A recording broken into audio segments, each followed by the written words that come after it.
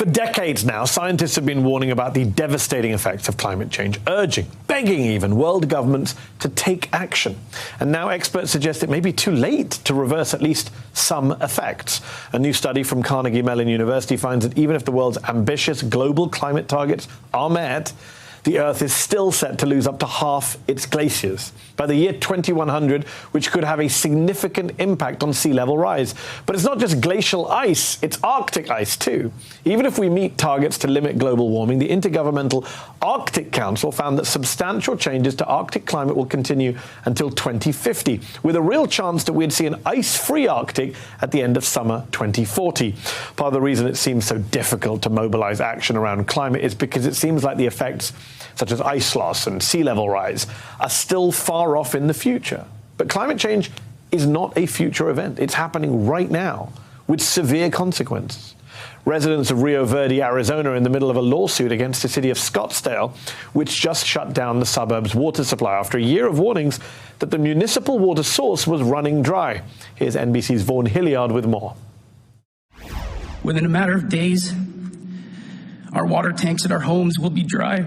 We just need Scottsdale to process that water. Scottsdale had been warning residents that the supply of water brought in by tankers could be cut off, noting developers of Rio Verde bypassed a state law, which on the books would have required them to prove a guaranteed supply of water for the next 100 years. But the supply of water in the greater area continues to drop. A decades-long drought, depleted groundwater sources, and reservoirs at record lows, leaving Rio Verde foothills an unincorporated town without its own supply of water, high and dry. Severe drought is threatening water resources across the West. Lake Mead, which supplies water to 7 states and parts of Mexico, dropped to historic lows last summer and is at risk of becoming a dead pool. That is, when the levels are too low to flow out.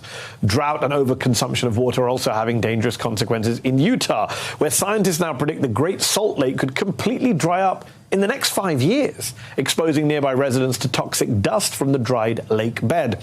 Not only is climate change exacerbating the severe drought in the western United States, it's exacerbating extreme weather events like heat waves and floods. We saw the country's latest example of extreme flooding in California just this month after an onslaught of storms inundated the state with nearly a year's worth of rain in just 3 weeks. And while climate change is not the direct cause of these specific storms, scientists say this extreme variability in California, the years of severe drought, then sudden and devastating deluge of waters, will become more common as the Earth gets warmer. All of this is quickly becoming our new normal, unless, of course, we start taking drastic measures. For its part, the Biden administration says it is making climate a priority. The United States government is putting our money where our mouth is to strengthen accountability for climate risk and resilience. We're proving that good climate policy is good economic policy. Last summer, Biden signed the Inflation Reduction Act, which included $300 billion for energy reform, climate reform, and the creation of clean energy jobs. And in addition to rejoining the Paris Agreement, Biden set a goal of cutting U.S. greenhouse gas emissions by at least half by the year 2030 and reaching net zero emissions by 2050. It's an ambitious, yet seemingly difficult goal. A recent analysis found U.S. emissions actually increased by 1.3% last year, even with renewables surpassing coal. So what more could our government be doing to address the clear and present danger from climate change? In a moment, I'll speak to the National Climate Advisor at the White House. But first, joining me now is Professor Michael Mann, director of the Penn Center for Science, Sustainability and the Media. He's also the author of The New Climate War. Michael, thanks for coming back on the show. I believe you've just released a study yourself showing record high ocean temperatures. How does that affect climate generally, and how can that affect the more severe events we're seeing, extreme drought, massive storms, so-called 1,000-year floods that seemingly are every year now? Yeah, thanks, Medhi. It's good to be with you. And, there's no question, if you want to really measure the effect of carbon pollution on our climate, the best place to look is the oceans, because 90% of the heating is going into the oceans. And while surface temperatures fluctuate from year to year because of things like the El Nino phenomenon, when you look at the overall heating of the ocean, that is one record after the next. Every year, it's like Groundhog Day. Every year, we do another study to assess the ocean heat content. and find we've reached a new record. And what happens in the oceans doesn't stay in the oceans. That heating is providing the moisture to feed these bomb cyclones that have struck the West Coast. That warming is also responsible for the increased severity of hurricanes that have impacted us here on the east coast of the U.S.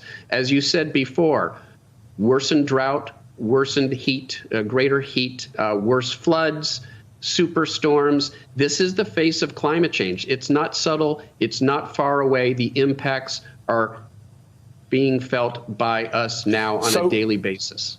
So, Michael, we're seeing some communities come together to take action where they can on climate change. Some Detroit restaurants, for example, are working to eliminate food waste from their operations and the resulting CO2 emissions that come from that waste. In California, some farmers are turning newly barren, drought-ridden farmland into solar farms to help both with energy and water crises in that state.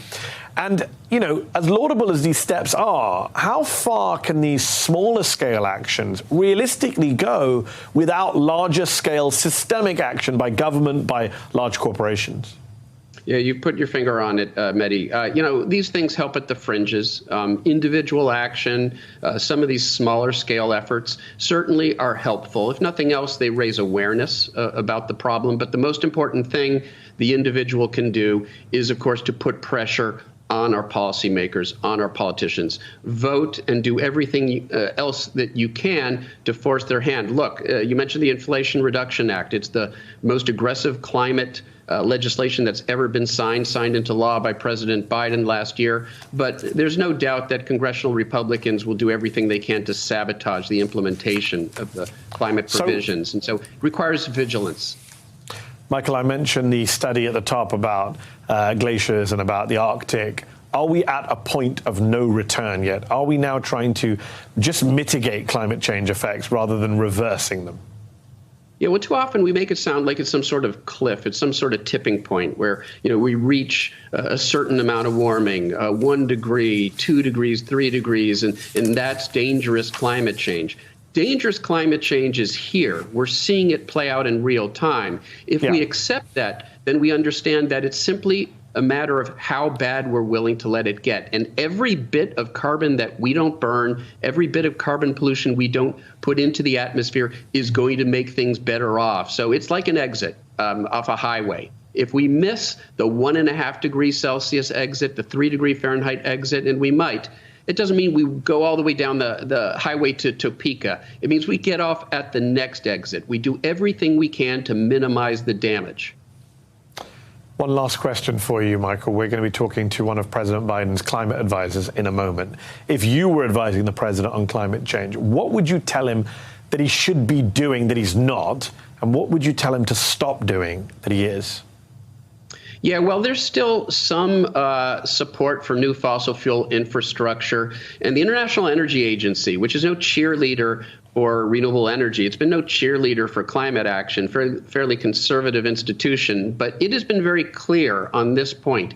If we want to keep warming below 3 degrees Fahrenheit, and we will see far worse impacts if we go beyond that, there can be no new fossil fuel infrastructure, no new coal-fired power plants, no new natural gas pipelines. So I would say to the administration to use every tool they have, and we will see obstruction by Republicans, congressional Republicans, House Republicans, the conservative courts are going to do everything they can to hamper the administration's efforts, but they've got to do everything they can to make sure that we do not expand fossil fuel infrastructure, especially at this vulnerable moment where there's this short-term energy crisis, the rebound from the pandemic, and there's some pressure on politicians to increase energy.